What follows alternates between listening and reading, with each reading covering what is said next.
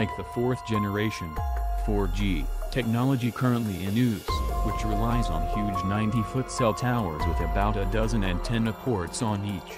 The 5G system uses small cell facilities or bases, each with about 100 antenna ports each, expected to be 10 to 100 times faster than 4G technology and capable of supporting at least 100 billion devices. 5G relies primarily on the bandwidth of the millimeter wave, mmWave, which is between 30 GHz and 300 GHz, according to EMF coach and author Lloyd Byrne. mmWs do not travel well through buildings and they tend to be absorbed by rain and plants. This interferes with the signal. Added to this, high-frequency waves like mmWs also have much shorter wavelengths that can't travel far, he said. To counter this problem, 5G will utilize smaller cell stations and the technology of beamforming that'll scramble, unscramble and redirect packets of data on a no-interference path back to us.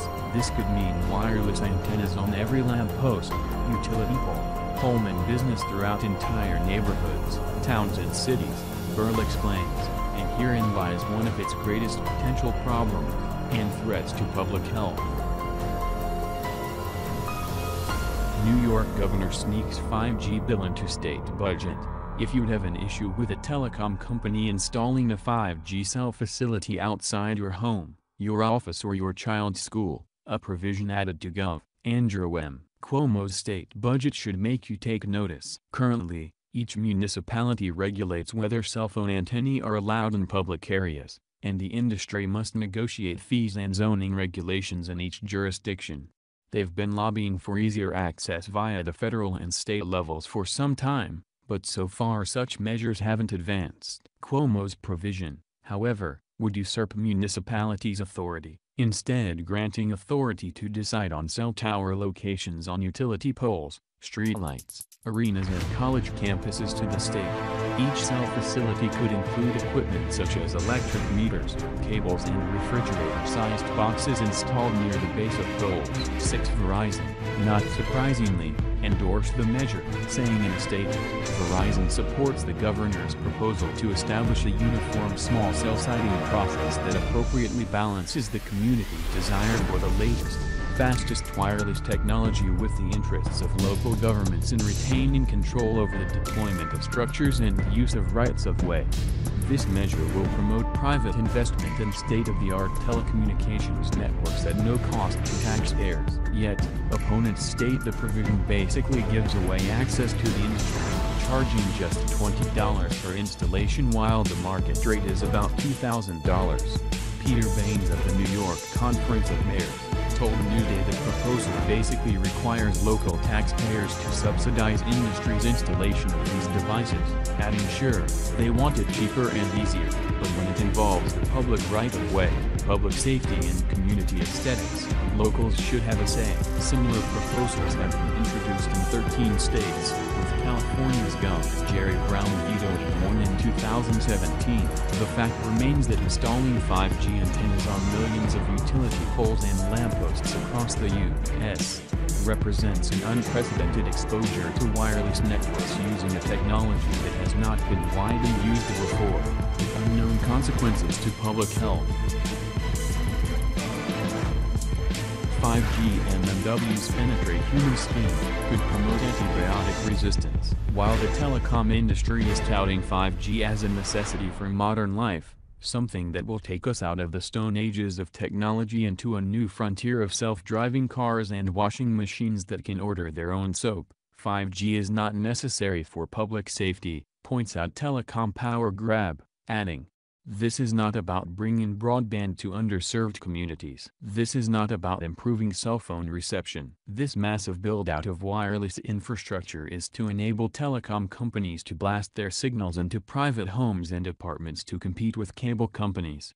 While installing more wireless infrastructure may be a goal of the telecom industry, it is not a necessary public service, and the state should not allow any industry to bypass local zoning regulations or discretionary review. Nor should private interests be permitted to use public or private property for their own financial gain without compensating property owners. The antenna enclosures added to utility poles and lampposts may not only be eyesores, including antennae enclosures that are up to 6 cubic feet each, but also pose a very real threat to public health. While MMWs have not been widely used before, there are some concerning findings to date, according to Telecom Power Grab, including that sweat ducts in human skin act as antennae when they come in contact with MMWs. The waves penetrate 1 to 2 millimeters of human skin tissue and are also absorbed by the surface layers of the eye's cornea, Telecom Power Grab notes. In addition, there is a possibility the technology could worsen the problems with antibiotic-resistant bacteria already plaguing the world, as they cause changes in E. coli and many other bacteria, repressing their growth and changing properties and activity. This also raises concerns that the technology could lead to similar changes in human cells. According to researchers in the journal Applied Microbiology and Biotechnology, MMW, or electromagnetic fields of extremely high frequencies at low intensity is a new environmental factor, the level of which is increased as technology advances. It is of interest that bacteria and other cells might communicate with each other by electromagnetic field of sub-extremely high frequency rate. TV combined action of MMW and antibiotics resulted with more strong effects. These effects are of significance for understanding changed metabolic pathways and distinguish role of bacteria in environment. They might be leading to antibiotic resistance in bacteria. Radio frequency radiation linked to cancer, other health effects. In May 2011, the International Agency for Research on Cancer, IARC, the cancer research arm of the World Health Organization, WHO, declared radio frequency, RF, radiation from the cell phones a group to be possible carcinogen, meaning a possible cancer-causing agent, based on the available research. The $25 million research conducted by the National Toxicology Program, NTP, an interagency research program started by the U.S. Department of Health and Human Services, HHS, in 1978 and now housed at the National Institute of Environmental Health Sciences, NIES, included two separate studies, one on mice and one on rats, that also revealed exposure to the type of radiation emitted by 2G and 3G cell phones could cause heart tumors, DNA damage and tumors in the brain, prostate, liver and pancreas. With 5G technology, additional concerns are raised. According to research by Drive Yael Stein of Hebrew University of Jerusalem and colleagues, computer simulations have revealed that sweat glands concentrate MMWs in human skin, which may be sensed as heat waves or physical pain to humans. In a 2016 letter to the Federal Communications Commission, FCC, in opposition of 5G technology, Stein wrote, "If these devices fill the public space, they will affect everyone, including the more susceptible members of the public, babies, pregnant women, the elderly, the sick and electro-hypersensitive individuals. Potentially, if G5 Wi-Fi is spread in the public domain, we may expect more of the health effects currently seen with RF/microwave frequencies, including many more cases of hypersensitivity, EHS, as well as many new complaints of physical pain and a yet unknown variety of neurologic disturbances. It will be possible to show a causal relationship between G5 technology and these specific health effects. The affected individuals may be eligible for compensation." In addition, Burrow compiled a host of other research that shows the proliferation of 5G for the sake of faster internet could be a public health disaster. For instance, the frequencies utilized by 5G have been linked to lens opacity in rats, which is linked to the production of cataracts, impacted heart rate variability, and indicator of stress, in rats, heart rate changes, arrhythmias, in frogs, immune system effects in healthy mice.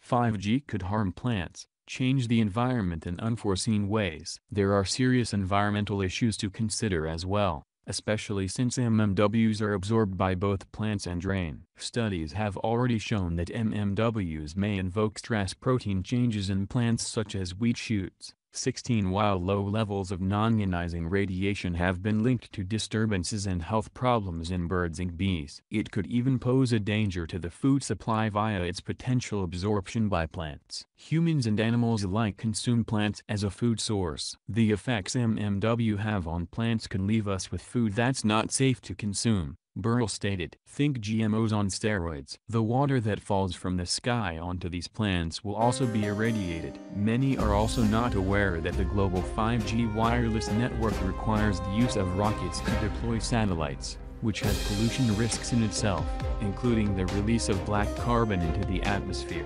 which could disturb ozone. Your exposure to 5G will be involuntary. Once it's installed in your neighborhood, you won't have a choice to opt out of 5G exposure. In an open letter to medical organizations by the Global Union Against Radiation Deployment from Space, GARS, an international coalition against global Wi-Fi from space, flooding the planet with microwave radiation in this way is described as a violation of human rights, including the UN Convention on the Rights of Persons with Disabilities, several sections of the UN Convention on the Rights of the Child, international human rights as set out per Articles 3 and 25 in the Universal Declaration of Human Rights, and all basic precepts of ethics. GARS continued, space-based microwave radiation deployments threaten to inundate the planet with RF radiation without informed individual consent or a meaningful option for individual avoidance. Since wireless transmitters in the upper atmosphere will add to proliferating wireless technologies on the ground, such as wireless utility metering systems and all transmitting antenna components of wireless network equipment and devices, additional dramatic increases in pulse-modulated microwave radiation levels would be anticipated. Pulse-modulated microwave radiation has been reported by thousands of peer-reviewed studies to cause cancers, DNA damage, infertility and blood-brain barrier damage. It impairs immune, endocrine, cardiovascular, and neurological functions in humans and ultimately adversely affects all living things. Some satellites will use a very high-frequency portion of the spectrum, millimeter waves, shown to cause cellular resonance effects. If you want to get involved in keeping 5G out of your community, please contact your legislators to voice your opinion. If you live in New York, you can find contact information for your calls or letters at telecompowergrab.org, which recommends asking your senator or assemblyperson to protect your rights and property by removing the small wireless facilities deployments. Article 13E, from the governor's proposed budget. If you live elsewhere, Parents for Safe Technology has also compiled a list of U.S. agencies you can contact about this important issue for the health and safety of future generations and the planet.